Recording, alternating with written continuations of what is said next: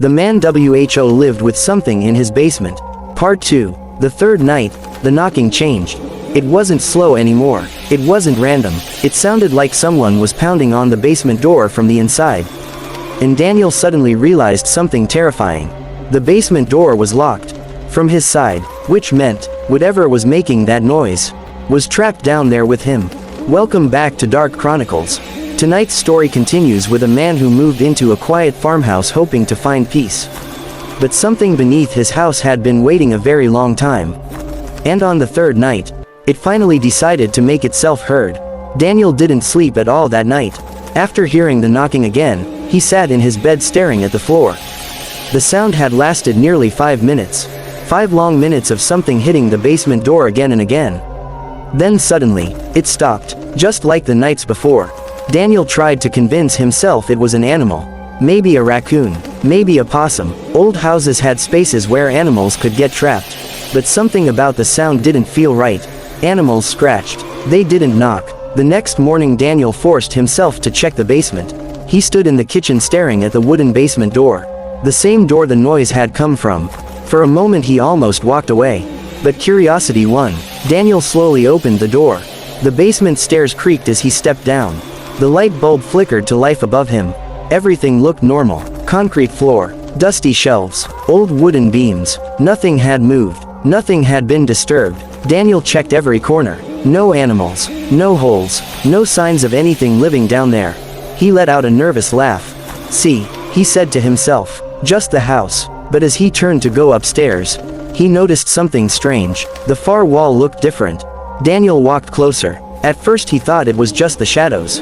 But then he saw it clearly. A narrow wooden panel in the wall, almost like a hidden door.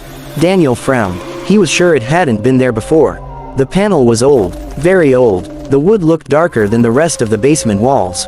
And in the center of it, there were deep scratch marks. Long scratches, like someone had tried to claw their way out. Daniel felt a cold shiver move down his spine. Probably an old storage space, he whispered. He grabbed a screwdriver from his toolbox and tried prying the panel open. The wood creaked loudly. For a moment nothing happened. Then the panel suddenly broke loose. A wave of cold air rushed out. Daniel stepped back. Behind the panel was a narrow tunnel. A dark tunnel disappearing into the earth beneath the house. Daniel stared into the darkness. The air inside the tunnel smelled old, wet, like dirt that hadn't been disturbed for decades. Hello, Daniel called. His voice echoed down the tunnel. No answer. Daniel turned on the flashlight from his phone and pointed it inside. The tunnel stretched farther than he expected.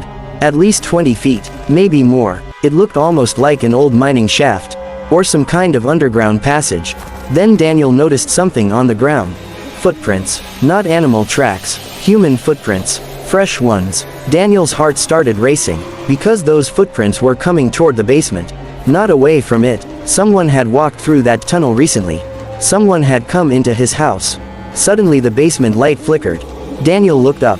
The bulb above him dimmed.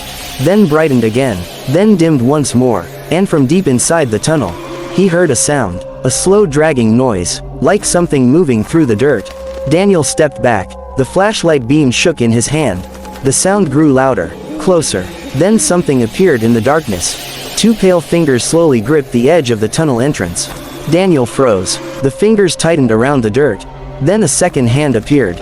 Long, thin, almost skeletal. And slowly, something began pulling itself out of the tunnel. Daniel didn't know what that thing was. But one thing became painfully clear. The knocking he had heard for the past 3 nights was never someone trying to get out. It was something trying to get in. And in part 3, Daniel will finally see what has been living beneath his house all this time. But by the time he understands the truth, it might already be too late.